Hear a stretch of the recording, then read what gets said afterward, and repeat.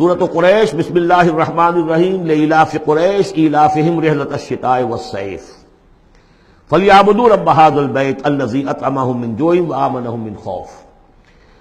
قریش کو مانوس رکھنے کے لیے اللہ نے ان کے دلوں میں محبت ڈال دی، رحلۃ الشتاء والصیف، سفر کی، سردیوں میں بھی اور گرمی میں بھی۔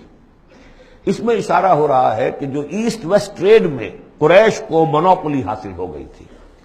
پہلے یہ ٹریڈ قوم سبا کے ہاتھ میں تھی، جبکہ عروج کا دور تھا یمن کا۔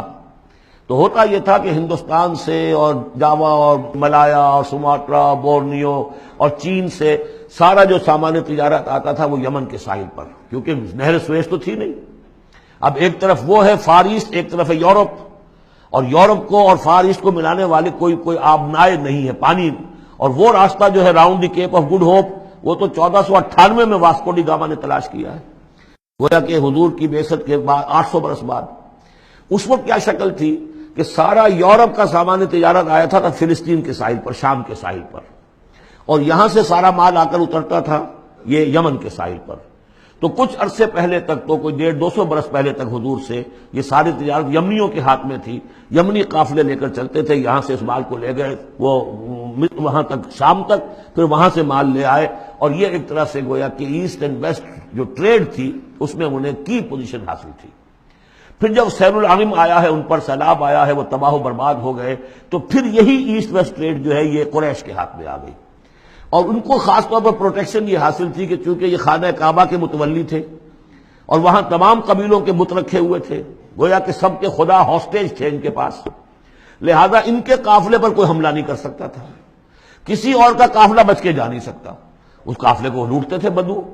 اور اس کو یہ ہے کہ حفاظت نہیں ہوتی تھی۔ لیکن قریش کا قافلہ بدو دور رہتے تھے کہ یہ تو خانہ کعبہ کے متولی ہیں، اور اگر ہم نے ان کا قافلہ لوٹا یہ ہمارا بت اٹھا کے پھینک دیں گے باہر وہ خانہ کعبہ سے۔ اس لیے انہیں اس خانہ کعبہ کی وجہ سے وہ پوزیشن حاصل ہوئی کہ انہیں تمندری اور دولت مندی حاصل ہو گئی، اور پھر یہ ایسا کرتے تھے، سردیوں کے زمانے میں یہ اپنا چکر لگاتے تھے یمن کا،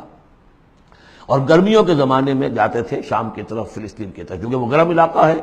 تو وہ سردیوں میں، اور یہ چونکہ زیادہ ٹھنڈا علاقہ تھا وہ گرمیوں میں۔ لإلاف قریش، اس واسطے کے مانوس رکھا قریش کو، الافہم رحلۃ الشتاء والصیف، ان کے دلوں میں وہ الاف سے مراد کیا ہے کہ سفر جو ہے ان کا جاڑے کا اور گرمی کا، اس سے ان کو گویا کہ مانوس کر دیا۔ فَلْيَعْبُدُوا رَبَّ هَذَا الْبَيْتِ، پس انہیں بندگی کرنی چاہیے، پرستش کرنی چاہیے اس گھر کے مالک کی، اس گھر کے رب کی۔ انہوں نے یہاں لا کے 360 بت رکھ دیے ہیں، انہیں چاہیے تھا کہ خلوص اور اخلاص کے ساتھ جو اس گھر کا اصل مالک ہے، جس کی توحید کے لیے یہ مرکز بنایا تھا ابراہیم نے، ان کے جد امجد نے، اور کہا تھا کہ ربنا لیقیموا الصلاۃ، تیری نماز قائم کرنے کے لیے میں نے یہ گھر بنایا ہے، تو اس کو انہوں نے جو ہے اس کو بت کدہ بنا دیا۔ دنیا کے بت کدوں میں پہلا وہ گھر خدا کا، ہم اس کے پاس ماں ہیں، وہ پاس ماں ہمارا۔ تو کرنا یہ چاہیے تھا الذی اطعمہم من جوع، جس نے کہ انہیں طعام پہنچایا اور بھوک سے نجات دی، انہیں غذا دی، انہیں دولت دی، وآمنہم من خوف، اور ان کو امن دے دیا ہے خوف سے، کہ ان کے قافلوں کے اوپر کسی حملے کا خوف اور اندیشہ نہیں ہوتا۔